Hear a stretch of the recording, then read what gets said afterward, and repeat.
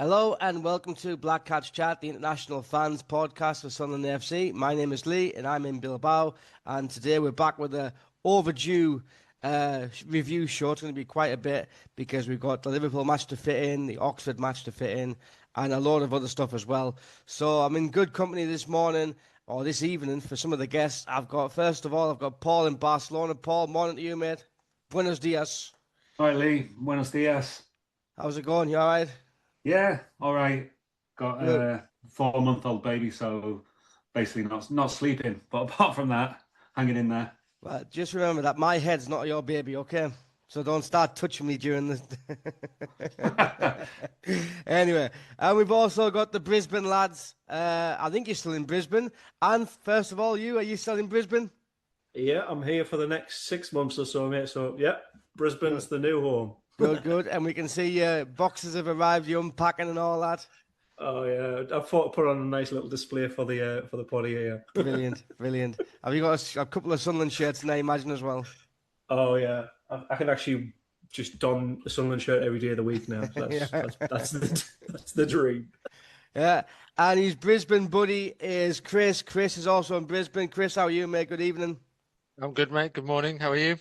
I'm all right, mate. You know, it's actually nice to talk about football and Sunderland again because it just seems the last month or the last week and a half, 2 weeks have been dominated by passport issues, dual citizenship, union committee stuff at work, and also trying to get a fucking mortgage for my house I'm trying to buy.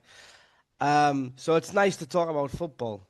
You gotta love all that life stuff that gets in the way, don't you? Oh, mate, like, listen, trying to negotiate a mortgage in Spanish. I mean, I've been knocked back 3 times. My own bank said we'll give you 10 years fixed and 20 years variable. What do you think about that? And I told them what I think about that is what I think about Newcastle. And funnily enough, the word actually rhymes with bank. So, yeah, I told them that. Fair, And then the second one. The second bank said, we can give you a mortgage, but you need a guarantor. So I said, let me speak to Kirill and Juan, see if they can sort something out. But they were too busy sacking Kristjaan Speakman, so I couldn't get their help. They've had And a then week, yeah. the next bank basically said outright no, fair enough, okay. The fourth bank said, okay, you want 78,000 for a mortgage, but we'll give you 44 instead. How does that sound? And I said, how does it sound if I sell you a car that doesn't have an engine, steering wheel, no wheels, no gear stick? And he went, I understand. And then he hung up. And I said, Nice. I said, fair enough, fair enough. Listen, he got the hint before I told him to fuck off. So, Fair enough. and then Starting to see why you've been looking forward to the Sunderland podcast. Yeah. and then listen, the final bank, it looks like I'm going to get one. They said I'm 99.9% sure that it's going to be approved. And I said, if I'm that 0.1%, then I must be the unluckiest bastard in the world. So, but anyway, I'm expecting a phone call today to get it confirmed. So if you see my face look like a ghost at some point, it might be good or bad news. Okay, so. Got you. But anyway, it's good to talk about football again. Anyway, and we'll start with you then. So the Liverpool defeat, our unbeaten home record disappeared. It went. Disappointed, I thought, because I thought we could have put in a better performance, especially the way we started against Arsenal. We high pressed them, but I think against Liverpool, he was very worried about their front three with Gapco, Salah, and Ekitike, and he played more conservative, I thought. Yeah, I think we set ourselves up to go out for a 0-0. If I'm being brutal about it, the stats don't really lie about that either.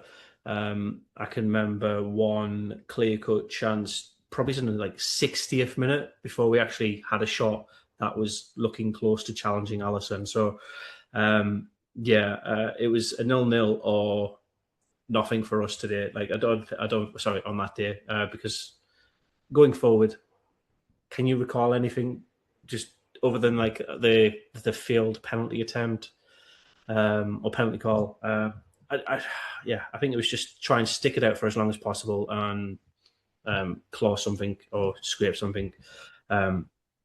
So we set ourselves up to fail a little bit there. But perfect home record, was it 13 games before we lose? Yeah. Best ever from a promoted side. Go look at the silver linings. It's against the current champions. Yeah, they're not likely to win it this year, but it's a worthy opponent to lose that record to. And to be fair, shuts up a lot of Manchester United fans as well. So I'm happy with that as well. Brilliant. Paul, what did you make of the Liverpool match? I mean, I think we had disagreements, didn't we, in our chats?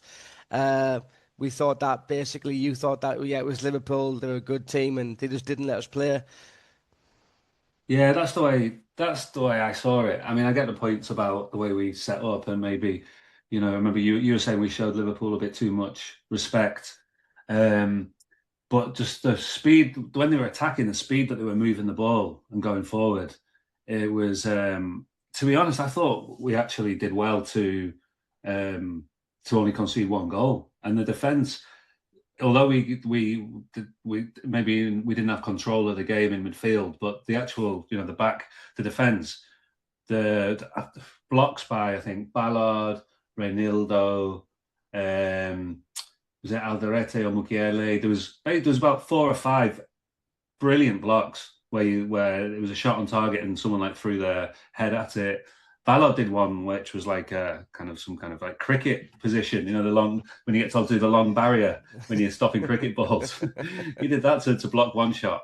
I thought, yeah, Ekitike, Salah, Gakpo, and then Wirtz as well. They were just like frighteningly good. And so the way I see it is that even though you could look at where they are in the league, or look at some of the people, some of the teams that they haven't done so well against, and think, oh well, Liverpool aren't that good this year. But I thought the way they played against us, they were the best team I've seen this season against us. And there was a spell where against Arsenal at home, where for like 20 minutes we just couldn't live with them. And then we kind of we'd give ourselves the benefit of the doubt, saying, well, that's Arsenal, isn't it? And so when they play like that, we can't stop them. And I thought Liverpool were actually as good, if not better than that, for a lot longer. It was about, I don't know, basically half the match, wasn't it? The first half, and until they scored, really. I thought we did well to actually to be able to live with their pressure, their pace, their speed of attack. The only thing I'd say is that, which is maybe like gives a bit of weight to your theory that it was part of the way we were setting up, which was the problem, was that after we scored, suddenly we actually got in the game. Sorry, after they scored, we then got in the game, and maybe that was because you could say, well, it's because then we thought, okay, we have to go for it, and then we put them under a little bit of pressure. But on the other hand, you could say maybe that was just because Liverpool had got their goal, and therefore they then like sat back a little bit. But yeah, in a nutshell, I just thought Liverpool were just way too good for us on the day, and I wasn't too critical of Sunderland. In fact, like I said, I think some of the defending was excellent. Yeah, no, and we had to be on our game for that because, yeah, I think Salah wasn't really in the game as much, but you always kind of wary of him, aren't you? Chris, Liverpool, I mean, they had a bit of a dodgy record. They seem to score lots of goals, but they also concede lots of goals. They didn't have a right back. Angulo got brought in to probably kind of like get at them, but I just thought that we didn't really have the right setup. I think we were too kind of sitting back too much. I think for me, it summed it up in the 3rd minute when we got a throw in on the left hand side, and Trey Hume like lined up to take a long throw in, and all of a sudden he didn't go along. He went back to Siddiqui. Siddiqui went, or Reinildo went to Siddiqui, and then we lost the ball. And then from that moment on, Liverpool just controlled the game because we had a good start, I thought. But yeah, your thoughts on that match? Yeah, I mean, I think the other gentlemen have covered it. I think it's a combination of we were more defensive and more cautious. And as Paul said, I don't think anybody's passed the ball as quickly or as accurately as Liverpool did. There were stages of play where I was like genuinely sat here going, like I was wincing at the screen, the speed with which they were passing the ball and the accuracy. I think the goal was a little bit soft. I think it was a bit telegraphed. I think we could have defended a bit better, and we didn't seem to get tight enough to Van Dijk. You can kind of see it coming. But you can't say they didn't deserve it. I do wonder if Regis was a bit shell-shocked after the Arsenal game and went a bit overly cautious. And it's probably the first time this season that we haven't had the battle in us that we've had in other games. Like I was at the City game. I was back in the UK for that game, and we fought for every ball. And I didn't see that as much as against Liverpool. I think it was just a combination of bit too defensive, bit too cautious, and Liverpool were just scary. Yeah. Words. Every time he was on the ball, I was like, every time he was on it, I just wanted him to go away. So, yeah, they were just too good for us on the day. It's one of those things. Yeah. Lee, on your point about the long throw though, do you remember what happened when we did do the first long throw? Yeah. Van Dijk just headed it away like it was the easiest thing in the world, and he would just do it all day. So I reckon that was like a calculated decision that we just thought there's no point doing long throws because Van Dijk's just going to head it out. Mm-hmm. And he also, talking about the attackers, he also had a brilliant game. My brother, who he'd seen Liverpool play more than me this season, he was saying he thought we had a chance before the game. He's like, "Oh, Van Dijk's not what he used to be, and I could definitely fancy Robbie to get some out of him." And he just looked absolutely class, I thought. Yeah, I mean, Konate was the one really marking Robbie, and Van Dijk was just like heading everything, and Konate was all over Robbie like a rash. And on that topic, then battle of Konate and Robbie, the referee has since come out and said, "Yep, I made a mistake. I should have given Sunderland a penalty," and he also made a mistake, didn't he, in the Newcastle game? I think a couple of days later against Villa in the FA Cup. But do you think Brian Brobby sometimes is his own worst enemy because he does a lot of tugging as well, and it's more visible, I think, than the defenders? Possibly. I don't really think it should make that much of a difference. If a foul is committed and the referee gets it wrong, that's what VAR is in theory there to do, especially if it's in the box. Like, there's more than one mess up here from the FA and from the match officiating. I can forgive one person with a live moment a lot more than somebody who has the benefit of slowed down replays and still not going, the on-field decision in that incident is wrong. Like, that to me, yes, it does change the dynamic of because there was no call-up, there was no incident to correct in theory, but there was definitely a foul and it was missed by the lino, by the fourth official, by the referee on the pitch. But the VAR replay, the TV replays, showed it as clear as day. So, but in that case, in that case, Anth, why isn't it like clear and obvious? And are they basically saying, okay, the referee's believed to have seen it, doesn't think it was a foul. We've looked at it and then we've cleared it because it's not a clear and obvious error. But he comes out and says, "Yeah, I should have given a penalty." So so he's self-recognized it was a clear and obvious mistake post game. So I think because the way the rules are set up, it is basically when the whistle goes, there's a chance for the VAR to review. If there's no whistle going, there's no opportunity for them to step in and go, "You need to look at this." So there's no flags going up. There's no interaction from the on-pitch officials. So there's nothing for them in theory to go, "That was completely wrong." So to answer your initial question, yes, I can see Brobby potentially being his own worst enemy in that he gets himself in those situations where he's battling one-on-one. He's throwing people around. People are throwing him around. It's not a game of wrestling. It's not a game of rugby. I know people like to think it is, but the reason there's fouls in the game is because it's a non-contact sport. Like if a player kicks another player, that's contact and that is a foul. So like it's just people not reading the rules and not responding to the rules effectively. And the whole idea of VAR is to get those decisions right. But he's his own worst enemy. Referee got it wrong. Ultimately, an apology does nothing to us. We don't get the extra point back. We don't get a penalty in the next game against Liverpool next season. So like ultimately it's a gesture of nothing. Yeah, pretty much. Chris, that's the second time we've been screwed over by VAR this season. The first one was the Everton game when we should have had a penalty, which actually we didn't hear anything back, didn't we? Because the club appealed for clarification. We didn't hear anything back. So should we just bin VAR and fuck it? After the playoff final, I don't think we can complain. I think there's too much credit in the bank for us as well to complain just yet. So I think there's probably at least a few more decisions before we could start whinging about it, I'll be honest. Yeah. Paul, your thoughts on VAR, the penalty decisions that have gone against us this season? Totally, I'm with Chris on this. I think we need like 5 years of bad VAR decisions going against us before we can start complaining about it. And I hadn't seen the referee said that about the Brobby one.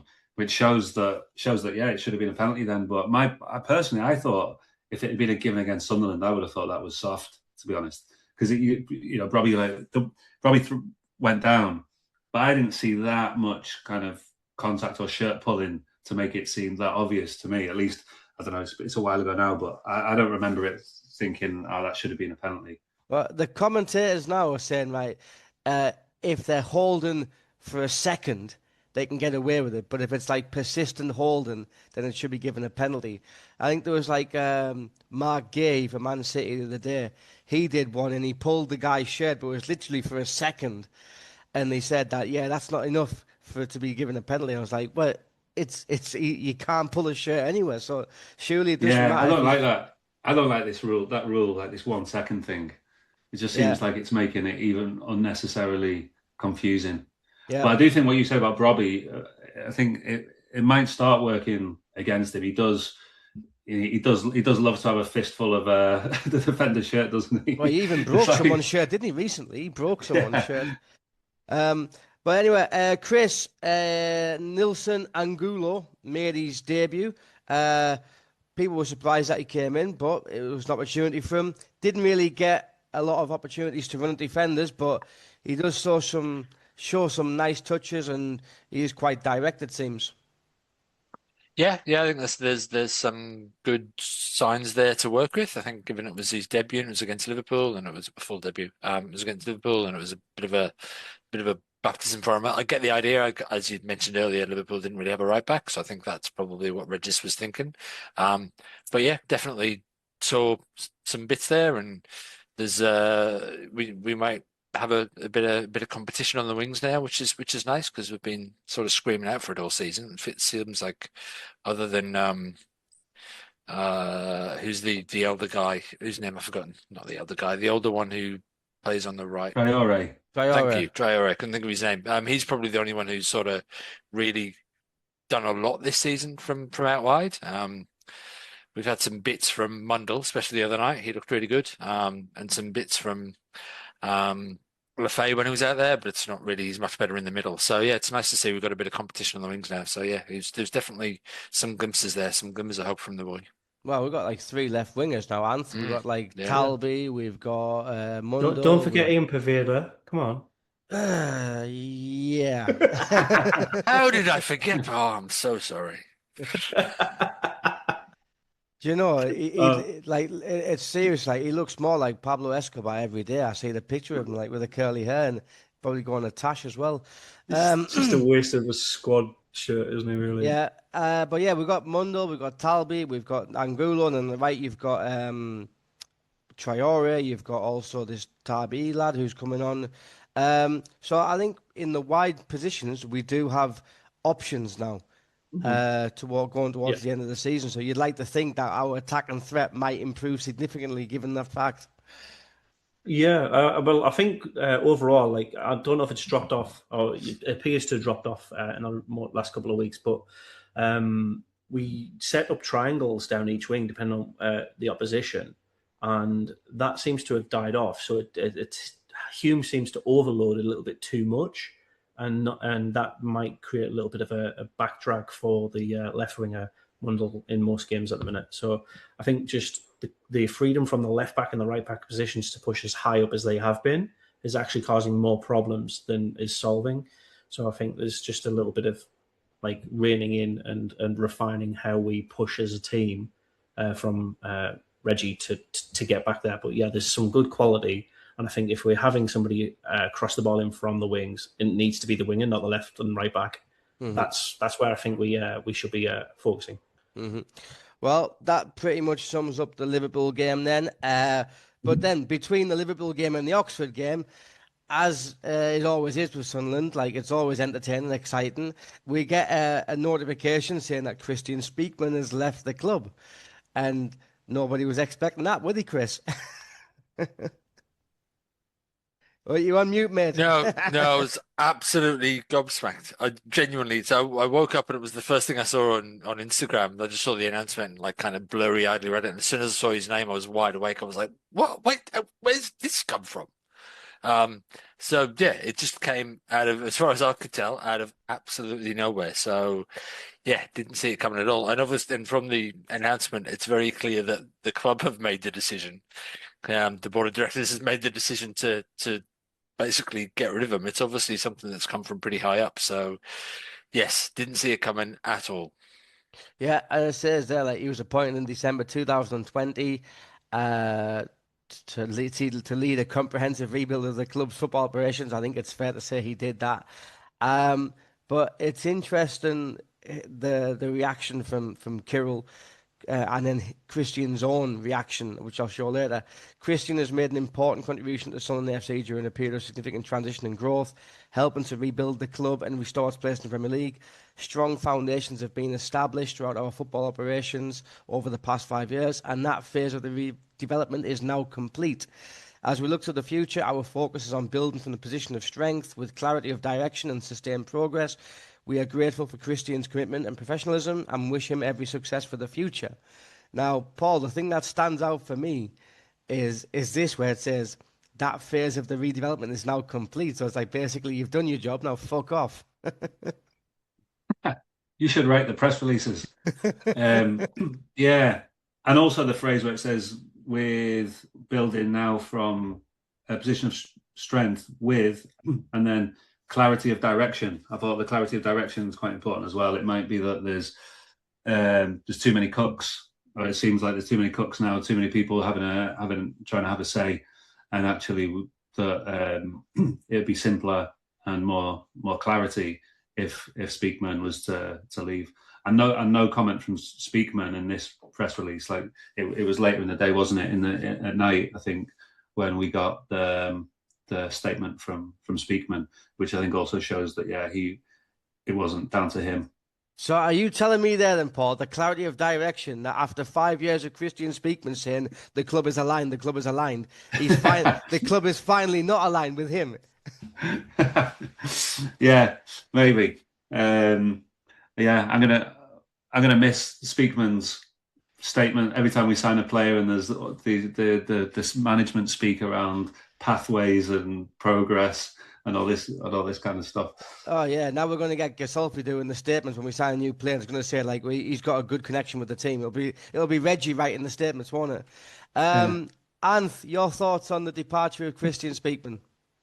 I just want to say thank you to him first and foremost, because I think that's more important. Like, he's done a fantastic job of recruitment. He's signed some gems and he's signed some absolute wet weapons, shall we say, some flops. So it's a bit of a mixed bag in terms of overall recruitment, but for the vast majority, he's done exactly what he set out to do in that initial, I don't know if you remember it, the 5-year plan. Mm-hmm. That 5 years is up. That's where we're at. You've just pulled up the squad from with the day he took over, I'm guessing. That was the first match we played against Wigan at home when he just after been announced, and Jesus Christ, yeah. I mean, Aidan McGeady is a solid player, and I will always stand behind that, regardless of Burger King gate.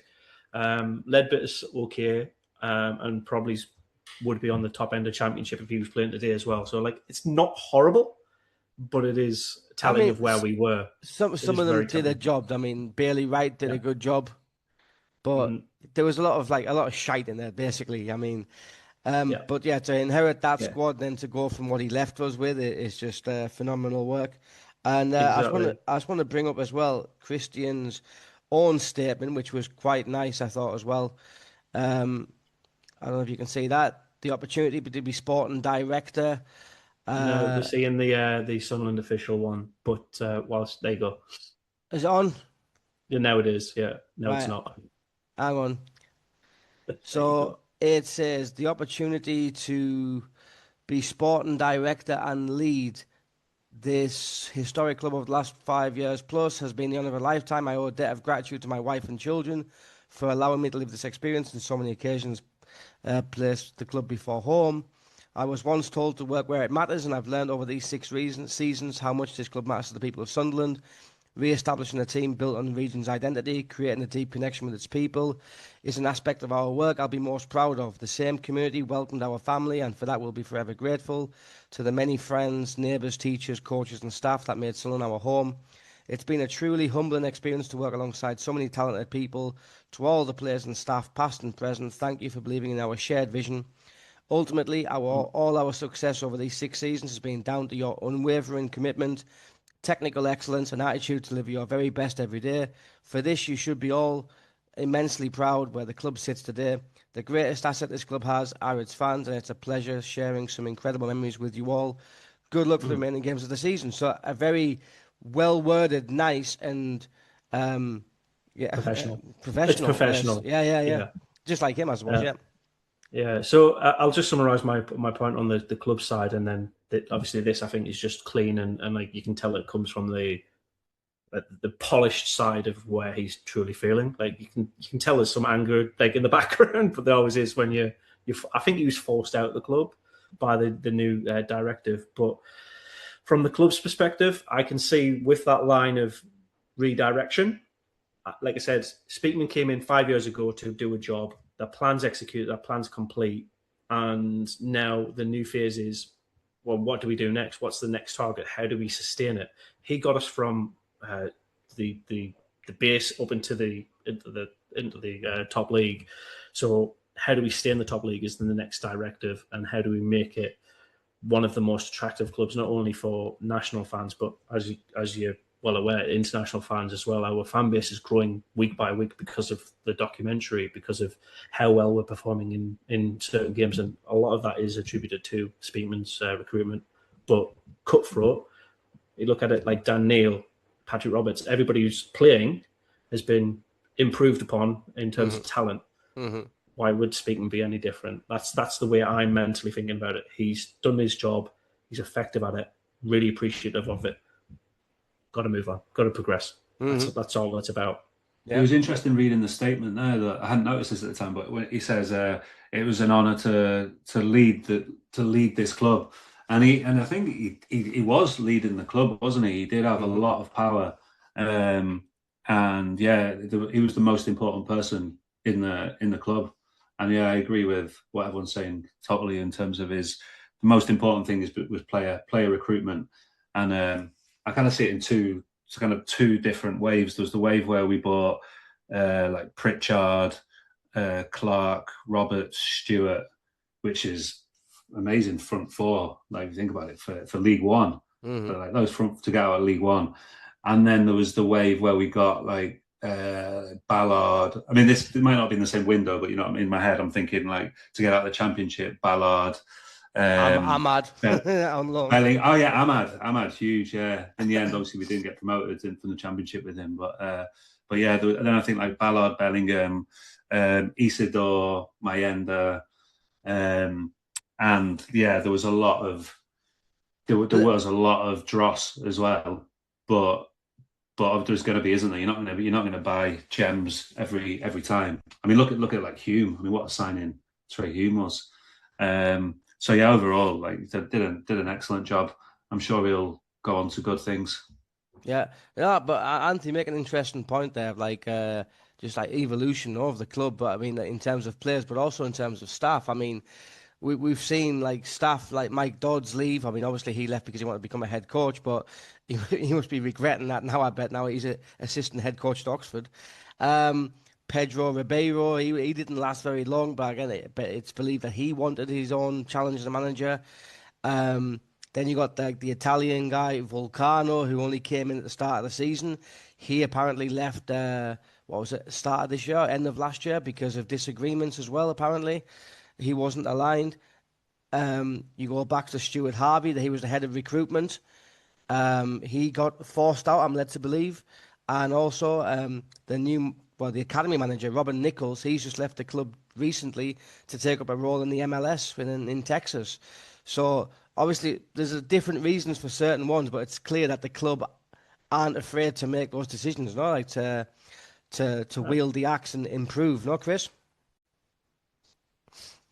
Yeah, I mean, Anthony and Paul touched on it earlier. There's a definite ruthless streak with KLD, and as Anth said, you know, it's like the players. They come in, they do a job, hopefully for the most part, and then we move on. Yeah, I mean, look at the players that have left, and we were probably a bit upset about it at the time. The likes of Job and things like that were probably kind of going, "Oh, it's a bit of a shame he's gone," but now would a Job get in the team? Like, how much is he going to offer with the squad that we've got at the minute? So it's a shame. And as the others have said, I think everybody connected to the club should thank him. He's done a hell of a job. There've been some poor signings in there. Paveda, for example, I was talking about earlier. There's been some really dodgy ones that haven't worked out at all. But he's also uncovered some absolute gems and used don't want to use the term, but used the data correctly. So yeah, like I say, it seems like Kirill's got a definite ruthless streak in him where he's just like, yeah, it's not working anymore if you go. And as I said to you, and I think we had a couple of texts back and forth a couple of days ago, I wonder how much power Gasolfi's wielding now in the background. Like, how much of KLD's ear has he got? And he's kind of going, well, this I'm better than this guy, and I've got international contacts, and I know the leagues across Europe, and this guy only really knows England. So why would you want to keep him? I'm speculating. I don't know. I don't know. It's a shame, but it's, as the others have said, it's probably the right thing to do. He's done his job, and it's time that we move on, and hopefully Gasolfi will do a good job for the next few years, and then we'll go from there. Yeah, like in those texts, Chris, you also made a good point, like saying, like, is Gasolfi going to be sticking around long term? Do you know what I mean? Like, is he going to be here for 5 years, like Speakman was? Because we look at his background; it doesn't seem to stick around the clubs for long, does he not? No, he jumps around a lot. I can't see him sticking around. I think it'll be the new shiny thing with him. I think somebody else will come in from him, and then he'll be gone. We'll see the back of him, and we'll be looking for another director of football, or sporting director, or whatever you want to call it. Yeah, well, the thing is, Speakman was sporting director, and he came in as director of football. So yeah, obviously, so yeah, same but different. Yeah. Yeah. But anyway, yeah, thank you, Kristjaan Speakman, for those wonderful 5 years that you gave Sunderland AFC. Right then, on to Oxford FA Cup. I don't know, Anth, is the FA Cup getting its magic back? For Sunderland, yes. Overall, probably not.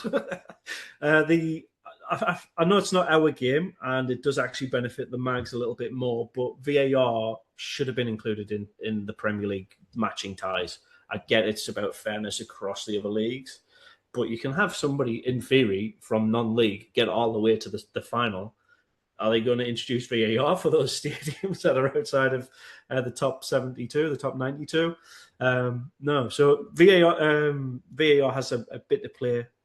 I get it. But for Sunderland winning, getting through to the 5th round in the first time in over a decade, yeah, why not? Let's celebrate. How long it's been? Let's get carried away, man. Yeah.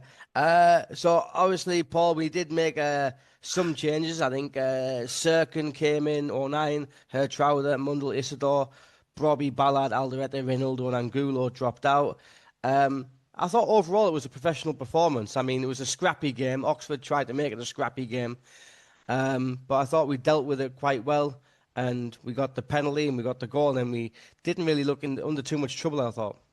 Yeah, I thought it was a very good performance where we competed for everything. We were looked strong, looked like we were determined, complacency wasn't going to creep in, and we just did exactly what was required to go to get through without probably having to to stretch ourselves really. It was just a really solid, I think is the word, a really, really solid performance. If you were still looking for ways to improve or being overly critical, you might say there's another game where we scored from the penalty spot, and we're not really creating loads of clear-cut chances, even against lower opposition. But away from home, tricky game. I thought, overall, a really, really good, solid performance. And also, talking about the team selection, I was happy that it was pretty strong team. I think Oxford might have rested a few players. I think I read some of them made changes. I don't know, if changes from their first team to players are normally on the bench, but it seems like they might have rested some players, which is, and back to on the FA Cup. It is a bit of a shame when you've got Oxford playing against Premier League opposition to not put out a full strength team. It is a bit of a shame, isn't it? Really, watching the FA Cup draw for the draw for the 5th round, that was the first time in. Well, it's probably because Sunderland haven't been in it for over a decade, as we've just said. But I can't remember the last time I watched an FA Cup draw, and I was like probably excited about it. Yeah, no, I watched it as well. Like Macclesfield and Brentford kids in the background. Yeah. Chris, so yeah, I mean, there were some good performances in there. Luke O'Nien got man of the match for playing left centre back. He had a good battle against their forward Lancashire. But yeah, who would you like to see in the next round? I guess because we've got Port Vale or Bristol City away. Either of those, and then after that, anybody but the visitors. I just don't want to play them in this. I can't deal with them. Not going to set the cup again. I just can't. I'm not saying they would, but I can't handle it. So anybody but those bastards. Yeah. Look, I mean, it's getting tight now, right? Like you look, there's the big four at the minute in the Premier League are still in it. So you've got to imagine the further you get into it, the higher your chances are of bumping into one of them. I was pleased with the draw. I'll take the easiest route to the cup that we can get. Honestly, if we can get to a cup final, I'll take it. Even though it means I will have to save up some money because I'll have to get on a plane if we were in a cup final. I'm going back for that. So, yeah, we'll see what happens after the next round if we get through. And when the referee blew the penalty, Habib Diarra picking up the ball wasn't on my bingo card. No, not mine. Did you see in the background, like when they were making the selection of who's picking up the ball, like Isidore had his Luke O'Nien was patting Isidore's stomach or something like that, like just give him it. And I thought, oh, that's interesting. Enzo Lafay was on the pitch, Isidore's on the pitch, but Diarra gets it. And to be fair, it was probably one of the cleanest and most composed penalty strikes I've seen for a while. So it was the right decision because it went in the back of the net. Yeah, but interesting choice for morale and like boosting people's confidence and stuff like that. Yeah. It wasn't unlike the Rochdale penalty. I think it was at the Rochdale penalty from last night. I don't know if you've seen that online. Rochdale had a penalty last night, right? And the centre forward took it. He's gone up to run and kick it, but he's just basically stopped after he's passed the ball, turned back, and the referee's given a free kick for unsportsmanship. Oh, it's absolutely brilliant. Right, lads, we're going to take a short break. I'm going to try and find that actually, and I'll show it to you now because this is hilarious. And when we come back, we'll talk about the Fulham game and also Jocelyn Tarby's little cameo. So see you in a couple of minutes. Hello, I'm Enrico from Italy, and I started following Sunderland in 1990. Away the lads! Away the lads! All right, welcome to part two then. So we were talking about Habib Diarra's coolly slotted home penalty, and then as mentioned there, the Rochdale penalty. Lads, I think you can see my screen. Yep. Yeah. Right. So this is from last night. I think it is Rochdale against I'm not sure who it was, but he Scunthorpe. He picks up the ball. And then, watch it. It's just hilarious. He takes his run up and then he thinks, fuck it. The players and the keeper start whinging. The referee comes in, has a chat with the keeper, and he says, "Yep, fair enough, free kick, unsportsmanship." The forward can't believe it, but yeah, I'm not really sure why he stops. I think what he's doing is he's waiting to see where the keeper goes, and because the keeper doesn't move, he doesn't kick it. Yeah. So like the ref's got a, and he must know. Like everyone, that was always going to happen. You're not allowed to do that. You're not even allowed to stop your run up, are you? Yeah. You're not allowed to do that and have another go. But yeah, I bet he got a bollocking from his manager. Water bottle in the face, something like that. I'm not sure what's worse, that or Enzo Lafay's Panenka.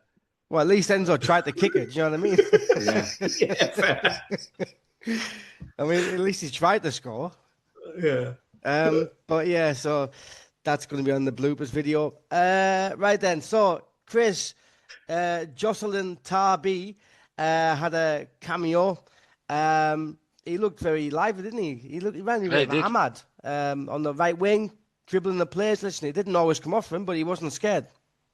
No, that's fair. He's very quick with the ball at his feet, which is nice to see. And he I noticed it wasn't so much that he was doing tricks, but he was just very clever. Like he was running in a straight line and he was just watching the defender to see what the defender was doing. And he only really made a move when the defender went for him. So I don't, and again, it's 2 minutes we're seeing him for. Like I don't think he's going to be tricks for the sake of it. But yeah, he's another one that looks like he's a very, very decent prospect. And he seems like it could be a very exciting addition to the squad. Yeah, he reminded me a bit about Patrick Roberts as well, like how Patrick Roberts Yeah. always drags in two defenders, then he splits them, doesn't he? He goes in between them. And I thought that was quite nice. But listen, Paul, I thought the funniest part of like Tarby's debut, right, was not actually involved in the match itself, like with him. It was involved in a bet that somebody put on Sunderland fans saying that they wanted Tarby, they put a bet on saying that Tarby's going to get fouled twice.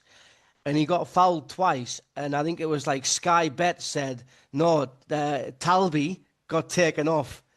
So they've obviously confused Tarby and Talby, and he said, Talby didn't get fouled twice. He said, I knew this would happen. Tarby, they're two different players. Look up the stats. And apparently they tried to basically fuck him over like 3 times. They said it was the wrong player. Then they said, oh no, the 2 fouls happened after 90 minutes. And he said, yeah, but like it was in normal time. So in the end, he got his money. He won the bet. Yeah, that's bookies for you. But yeah, I was thinking of that when he came on. That saves having to come up with a new chant for him because you just use the Talby one, take out the L, and that's it. Yeah, that's a good one. Right then, and this Sunday we've got Fulham at home. It's a bit of a close game, isn't it? Because I think both of us are similar positions in the table. Yeah, we're 11th, they're 12th, they're 2 points behind.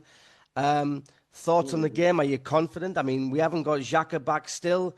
We are. Listen, I don't think we're suffering. Mm-hmm. No, I don't think we're struggling. Probably suffering, yes, but not struggling. I think like there's obviously massive gap in quality there, but I think we have shown in games that we can deal without them. And I suppose that this game as well, Fulham at home, we should be able to get enough on the pitch to beat them. Yeah. Like I said, we're 2 very similar teams. I think what we've got over Fulham is our defensive capabilities. We're one of the best defenses in the league, regardless of what anybody might try to counter on that. Our main issue is scoring goals. So if we are going to win, I think it's going to be a tight, like 1-0 or maybe 2-1. It's basically just taking our chances when they do crop up.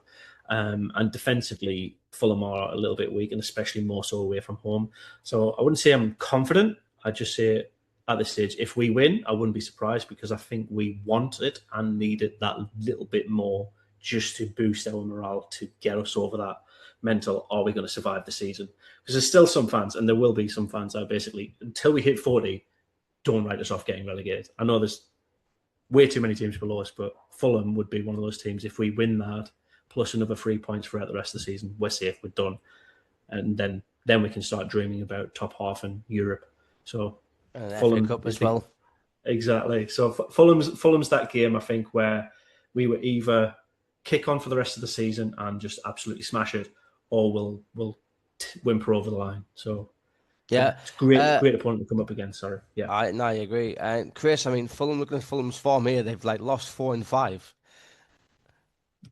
We've got 2 out of 5, 2 wins in the last 5, and they've got 1 win in 5, 4 defeats. Yeah, our form has been a bit shady, but if you look at the fixtures, we've had a rough go of it. So I sincerely hope we're going to get back on track against Fulham. I'm the same as Anth. Until we're over 40 points and mathematically safe, I'm Sunderland. If anybody can do it, we can. Like my boss at work's an Everton fan, and he keeps saying you're safe now, and I'm like, well, I'm not saying we're safe now until we're over 40 points. Then I'll say we're safe. So yeah, I think with the recent events and the fact that we're back at home and their form and our solid performance against Oxford, I think we have to go and win this one. We've got to. Yeah, Paul. In terms of lineup, it looks like Alderete is going to be out. I mean, originally Regis Labrie said it wasn't serious, but apparently he was on crutches. I think apparently. Alderete, so he might be out. Does that mean we shift Mukiele into centre back and play Hume at right back? Yeah, possibly. I forgot what's happening with Ballard, because what's happening with Ballard? Ballard took a knock as well, didn't he? But I think he'll be fine. Because he wasn't playing against Oxford, but I can't remember now. Was he just rested? I can't remember if he's injured. I would say he's just rested, I think. Yeah. So I think I'd be tempted to put I mean, O'Nien had a good game against Oxford. I would be maybe tempted to play O'Nien and keep Mukiele right back. Yeah, but either way, Mukiele could play centre back. The thing with Mukiele is that he's actually pretty good going forward as well. Against Liverpool, he was our most dangerous attacking player. So I'd quite like to see him right back. Although with Hume, I'm still not convinced about Hume playing like on the wide right where he's been recently either. So I don't know. There's a few different options. It's going to be. I see it as a tough game. The game away to Fulham was like the worst game of the season, wasn't it? Where was it 0-0 or did we lose 1-0?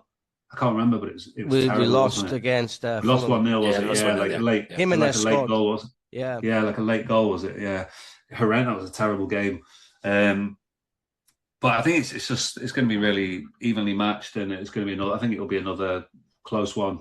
We just need a moment of quality to try and get us get our noses in front. I think I'd probably take a draw, to be honest, just to get us back picking up points, and edging closer to the 40 points. And I think what we don't want is like an end to the season where we go on like a really long losing streak and that like end on a bit of a downer. I think if we keep picking up points, even if it's just draws here and there and the odd win, I think that would still be a solid end to the season. Anth, yep. Luke O'Nien, man of the match performance against Oxford. Is he going to retain his place? Left centre back? I don't think he will. I think he's earned it, but he's the kind of player you want against a strong, resilient Championship team, and he showed why he's still in consideration for selection of it.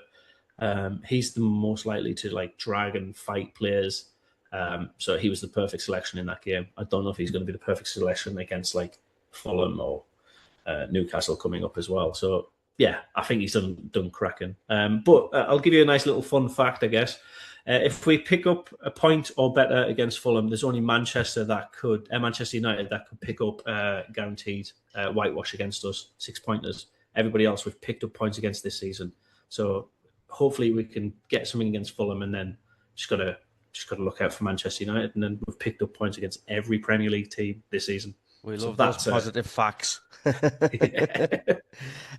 Chris, I think the midfield picks itself. I think it's going to be the same three: Diarra, Lafi, and Siddiqui. But on the wings, I mean, we've talked about Trey Hume in the right midfield role. For me, it's not really working, but I can see why he does it, because that's Labrice all over. He wants Mukiele to go on the overlap. But on the left wing, he's got a bit of a dilemma, because he's got Talby, he's got Angulo, and he's got Mundle, who had a decent game against Oxford.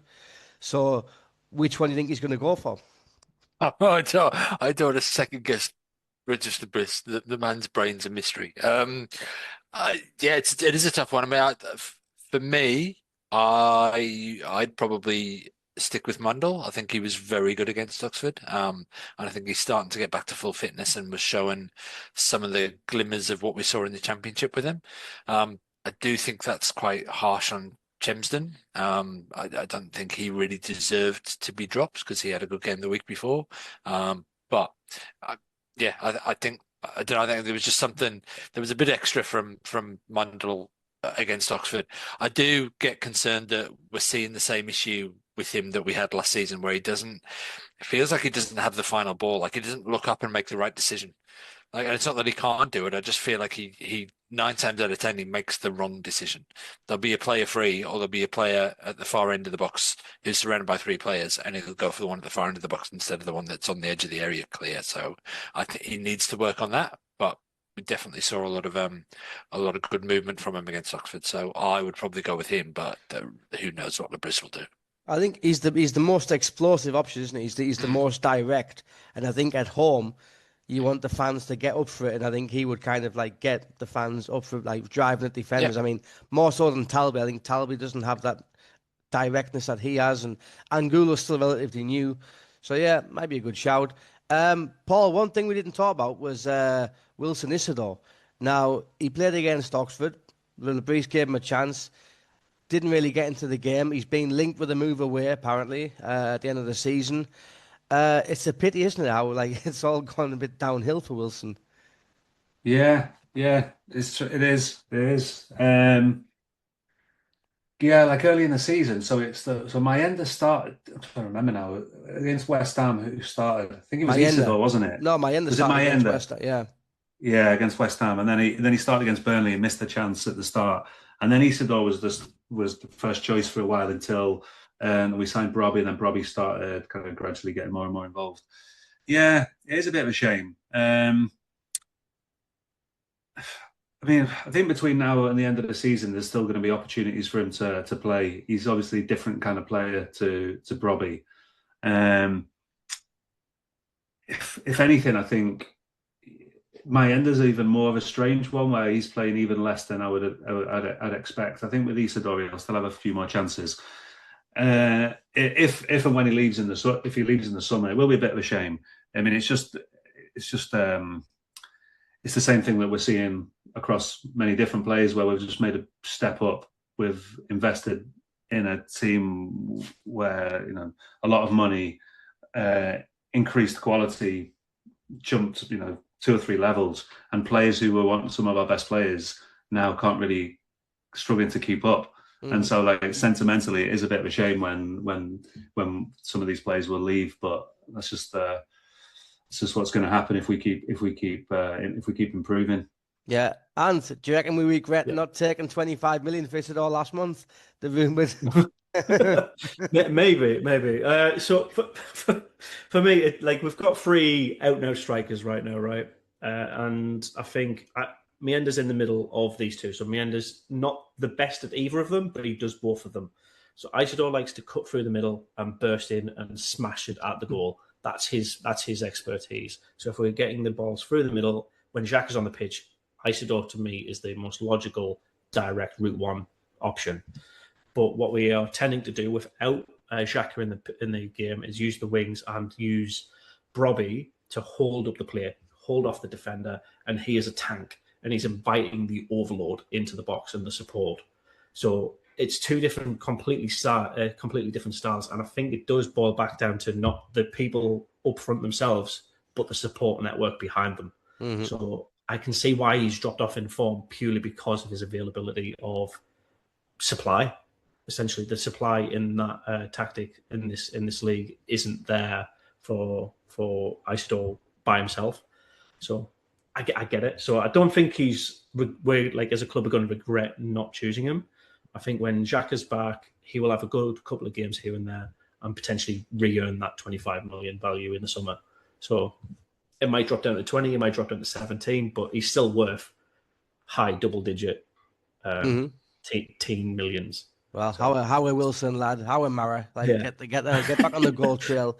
And Chris, one final thing then. Dennis Serkin, he's still out of contract at the end of the season. He played against Oxford the other day. He's doing some interviews for the club website. I don't know. I would like to see him sign a new contract, but something tells me that it's not going to happen. Yeah, I agree. It's a funny one because Lebris came out recently and said that he expects him to sign another one. So hopefully that will happen. I mean, Regis will know better than any of us in this room. I'd say I agree. I think he's at a good age. I think he's a very good player. I think there were times last season when he was the best left back, possibly even full back in the Championship. I think he's a cracking player. I think he's a really good understudy to Reinildo. So yes, I hope he stays, but we'll just have to wait and see. It's odd that he hasn't signed it yet if it's that imminent. Mm-hmm. It's a bit of a concern.